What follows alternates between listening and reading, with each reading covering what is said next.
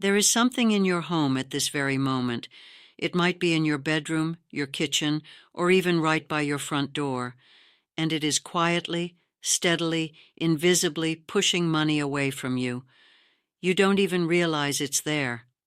You walk past it every single day, and every single day it does its work. Jewish grandmothers knew exactly what these things were.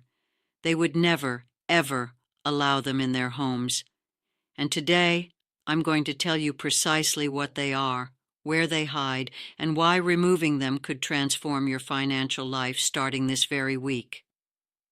Let me ask you something, and I want you to be completely honest with yourself. Have you ever worked hard, really hard, done everything right, saved where you could, made sacrifices, and still felt like money slips through your fingers like sand? You earn it, you budget, you try, but by the end of the month, there's nothing left. Sometimes there's less than nothing. And you look around at your life and wonder, what am I doing wrong? The effort is there, the intention is there, the discipline is there, but the results? They're not. Maybe you've experienced this yourself. You get a raise, and then the car breaks down. You receive a bonus, and then the roof leaks. You finally save a little, and then an emergency wipes it all out. It feels like there's an invisible ceiling above you, a barrier that won't let you rise. No matter how hard you push, you can't break through. I've seen this happen to so many good, hard-working people, people who deserve better. And for years, I watched and wondered, why does this keep happening? But here's what I also noticed in my community. In Jewish families, there was a different pattern. Not every Jewish family is wealthy. Let me be clear about that. But there's a reason Jewish households have preserved and grown wealth across generations, across centuries, even through persecution, exile, and starting over from nothing in new countries with nothing but the clothes on their backs. And that reason isn't luck. It isn't some conspiracy. It's knowledge. Specific, practical, ancient knowledge about how a home must be organized, what must be kept, what must be removed, and how the physical space you live in either invites abundance or repels it. This isn't superstition, it's wisdom rooted in the Torah, in the Talmud, in the Kabbalah, in thousands of years of observation about how the material world and the spiritual world interact. Jewish grandmothers understood this on a level most modern financial advisors never will. They didn't read books about wealth psychology. They lived it. They practiced it. They passed it down in quiet conversations at kitchen tables, in the way they set up their homes and ran their households. And today, I'm going to share with you 3 specific things Jewish grandmothers never allowed in certain places in their homes. I want to pause for a moment. What I'm about to share with you, most people will never hear. Jewish families have protected these teachings for centuries. I've put them together in 3 books so you can apply them starting tonight. Check the description and the first comment below this video. The link is right there, waiting for you. Let's keep going. 3 poverty traps that might be in your house. Right now, I'm going to explain exactly why they block your wealth and exactly what to do about them. The first one is going to surprise you because it seems so innocent. Let me tell you about a woman named Rivka. She was my great-aunt, and she lived in a small apartment in Brooklyn in the 1960s. She and her husband had come to America with almost nothing after the war. They rebuilt slowly, painfully. Every dollar was sacred to them. And Rivka's apartment was tiny, just 3 rooms, but it was always immaculate. Everything had its place. Everything had a purpose. One day, a younger woman in the community, a neighbor, invited Rivka over for tea. This neighbor was struggling. Her husband worked 2 jobs. She worked as well, but they were always behind on rent, always short on groceries. She wanted Rivka's advice. Rivka walked into that apartment, and within 30 seconds, before she even sat down, she pointed to the front entrance and said, "There, that is your problem." The neighbor was confused. What was at the front entrance? A pile of shoes, old coats hanging on hooks, bags of things that needed to be returned to stores, junk mail stacked on a small table, a broken umbrella leaning against the wall. The neighbor said, "What do you mean? It's just our entryway." And Rivka said something I've never forgotten. If the mouth of your home is cluttered, how can anything good enter? Now listen carefully, because this isn't just an old woman being fussy about tidiness. This connects to something deep in Jewish thought. In the Kabbalah, in the Zohar, there's a concept about the opening, the pek. The entrance to a space determines what flows into that space. This is why the mezuzah, the small scroll containing words from Deuteronomy, is placed on the doorpost. It consecrates the entry point. It sets an intention for everything that crosses that threshold. But here's what many people miss. The mezuzah is meant to be placed on a clean, honored doorpost. It's meant to mark an entrance that is open, welcoming, ready to receive. If what I'm telling you today is resonating, you need the complete system, not just one ritual, not just one secret, but the full Torah wealth method, the same framework Jewish families have used for generations to build fortunes that last. It's in the description in the first pinned comment below. Go get it now while you finish watching. This is the most important thing I can give you today. When you pile clutter at your front door, when the first thing you see walking in is chaos, old shoes, bags of things you've been meaning to deal with, stacks of mail you've been avoiding, you're sending a message, not just to yourself, but, according to Jewish mystical tradition, to the flow of blessing itself. You're saying, "This home is full. There is no room. Do not enter." The Talmud, in Tractate Shabbat, discusses how the way we treat our home reflects how we treat our relationship with the Creator. Your home is a mikdash me'at, a small sanctuary. The entrance to the ancient temple in Jerusalem was kept immaculate. It was open. It was beautiful. It was prepared, not because God needed a clean doorway, but because the preparation itself was an act of faith. It said, "I am ready to receive what you want to give me." So here's what I want you to do. And I mean today, not tomorrow, not next week. Go to your front entrance. Look at it with fresh eyes. What is sitting there that doesn't belong? What has piled up? What have you stopped noticing because you see it every day? Remove it. Clean that space. Make it open. Make it breathable. If you have a mezuzah, make sure it's straight and clean. If you don't have one, at the very least, clear that entrance completely. Let the mouth of your home be an invitation, not a barrier. Rivka helped that neighbor clear her entrance that very afternoon. Within 3 weeks, the neighbor told her that her husband had been offered a better position at his job, one he hadn't even applied for.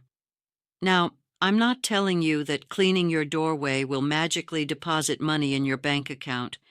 What I am telling you is that when you align your physical space with ancient principles of readiness and reception, things begin to shift. You begin to shift. But this is only the beginning. The second thing, broken vessels. The second thing I need to tell you is something I see in almost every struggling household I've ever visited, and it's even more important than the first. Let me take you to a different story.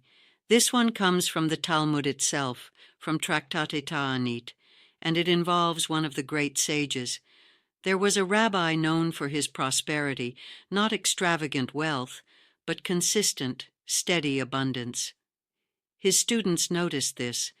They saw that while other scholars struggled, this rabbi always seemed to have enough, more than enough. There was always food on his table, always oil for his lamps, always wine for Shabbat. And they couldn't understand why, because he didn't earn more than they did. He was a teacher, not a merchant. So one brave student asked him directly, "Rabbi, what is your secret?" And the rabbi said something remarkable. He said, "I never allow broken vessels to remain in my home." The student didn't understand at first. He thought the rabbi was speaking metaphorically, but the rabbi meant it literally. He said, "When a cup chips, I replace it. When a bowl cracks, I remove it. When a tool breaks, I repair it immediately, or I take it out of my house. I do not keep broken things." Now, why would this matter? This is where it gets profound. In Jewish thought, every physical object carries something, not energy in the New Age sense, but significance. The Hebrew word for object, keli, also means vessel. And a vessel has one purpose, to receive and to hold. A broken vessel cannot fulfill its purpose. It cannot hold what it was designed to hold. And when you fill your home with broken vessels, chipped plates you keep using, clocks that don't work, drawers full of pens that have run dry, appliances that are half functioning, furniture that's falling apart, you are surrounding yourself with a constant silent message of incompleteness, of dysfunction, of things that cannot hold what they are given.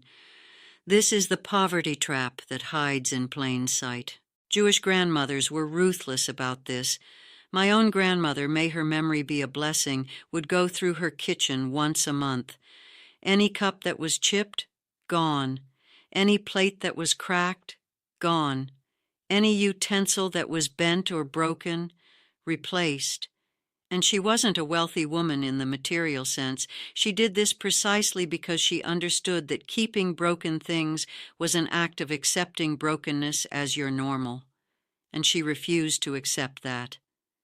In Pirkei Avot, the Ethics of the Fathers, chapter 2, it teaches that we must know what is above us, a seeing eye, a listening ear, and all our deeds recorded in a book. Everything we do, everything we tolerate, everything we allow into our space is a kind of declaration. When you keep that broken chair in the corner, you are declaring that brokenness is acceptable in your life. When you use that phone with the cracked screen, you are declaring that damage is just how things are for you.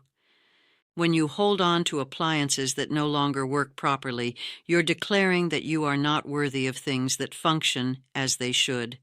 So here's your action for this one, and I want you to take it seriously. Walk through your home tonight. Open every drawer, look in every cabinet, check every room, find every broken, chipped, cracked, non-functioning item, and make a decision about each one. Either fix it this week, not someday, this week, or remove it from your home. Do not put it in a closet. Do not move it to the garage. Remove it. Let your home be filled only with vessels that can receive and hold abundance, only with things that work, only with things that are whole. Because you cannot attract wholeness into a space that celebrates brokenness. The third thing, hidden money. And if you think that was powerful, pay close attention to what I'm about to tell you next, because this third one is the one most people have never heard, and it's the one that changes everything. This story is personal, very personal, and I've hesitated to share it for a long time because it involves something that happened in my own family. Something that taught me a lesson I carry with me every single day. My mother, when I was growing up, had a habit. Every time she received money, whether it was from my father's paycheck, from a gift, from anything, she would put some of it in a small envelope and hide it. She hid money in books. She hid money in coat pockets in the back of the closet. She hid money inside an old coffee tin in the top cabinet of the kitchen. She hid money in a shoebox under the bed. She hid money everywhere. And she thought she was being smart. She thought she was being safe. She thought, if something happens, if there's an emergency, I'll have money hidden away that nobody knows about. And I understood why she did this. Her parents had survived the most terrible things in Europe. They had learned that everything could be taken from you in an instant. Banks could close, governments could steal, neighbors could betray, so you hide, you scatter, you trust no one and nothing, and you keep your money where only you know. But here's what happened, and this is the part that broke my heart and taught me the most important financial lesson of my life. When my mother passed away, we found money everywhere. We found it in places she had forgotten about. envelopes in books she hadn't opened in 20 years, bills tucked into winter coats she hadn't worn in a decade, money in containers in the basement that had gotten damp, and the bills were moldy. Some of them were destroyed. We found over $8,000 scattered throughout that house, $8,000 that had sat there doing nothing, earning nothing, helping no one, for years, some of it for decades. And here's the spiritual principle that this violated, and it's one of the most important principles in all of Jewish financial wisdom. In Deuteronomy chapter 8, verse 18, the Torah says, "Remember the Lord your God, for it is He who gives you the ability to produce wealth." The ability to produce wealth, not the ability to hide wealth, not the ability to hoard wealth, but to produce it, to make it grow, to put it into motion. Money, in Jewish thought, is compared to water. In the Talmud, in Tractate Bava Metzia, there are extensive discussions about commerce, lending, investment, and the circulation of wealth. And the consistent principle that emerges is this: money must flow like water. If money stops moving, it stagnates. It loses its life force. It becomes like a stagnant pool, breeding nothing but decay. When you hide money in your mattress, in your sock drawer, in coffee tins, in envelopes, in books, you are not protecting it. You are killing it. You are taking something that was designed to flow, to grow, to multiply, and you are trapping it. And the message you are sending, both to yourself and, according to our tradition, to the flow of divine blessing, is this: I do not trust that more will come. I must clutch what I have because I believe this is all there is. That is a scarcity declaration. And scarcity declarations produce scarcity results. Jewish grandmothers, the wise ones, the ones who understood, they did not hide money in the house. They put every dollar to work. They gave tzedakah, charity, because the Talmud teaches that tzedakah actually increases wealth rather than diminishing it. They invested in their community. They lent to neighbors who needed it. They bought things that would hold or increase in value. They made sure their money was always moving, always circulating, always alive. There's a beautiful teaching in the Zohar that says, "Blessing cannot rest upon something that is counted and hidden. Blessing rests upon that which is active, that which is in motion, that which is engaged with the world." When you hide your money, you are literally hiding it from blessing. So here's what I want you to do, and I know this might be uncomfortable because it goes against every instinct of fear and self-protection. First, find every hidden stash of money in your home, every envelope, every coffee tin, every sock drawer, every emergency fund. Gather it all, see the total, and then put it somewhere where it can work. A savings account that earns interest, even if it's small, an investment, a contribution to tzedakah, anything that puts that money back into circulation. Keep a reasonable amount accessible for true emergencies, of course, but keep it in a way that is organized, intentional, and visible to you, not scattered in fear, not hidden in shame, not buried in the back of a closet like a secret you're keeping from the world. Your money should be like a river, not a puddle. It should be moving, flowing, growing, reaching places you haven't even imagined yet. My mother hid money because she was afraid, and I loved her for wanting to protect her family, but fear is not a financial strategy. Fear is a cage, and it cages your money just as surely as it cages your heart. The pattern. Now I want you to see how these three things connect, because separately they are powerful, but together they reveal something extraordinary. The cluttered entrance blocks new abundance from coming in. The broken objects declare that you accept dysfunction and incompleteness as your standard. The hidden money traps your existing wealth and stops it from growing. Do you see the pattern? All three are forms of blockage. All three are ways that your physical home becomes a reflection of a scarcity mindset, and all three can be changed starting now. starting today. The ancient rabbis understood something that modern science is only beginning to confirm. Your environment shapes your thoughts shape your decisions, and your decisions shape your financial reality.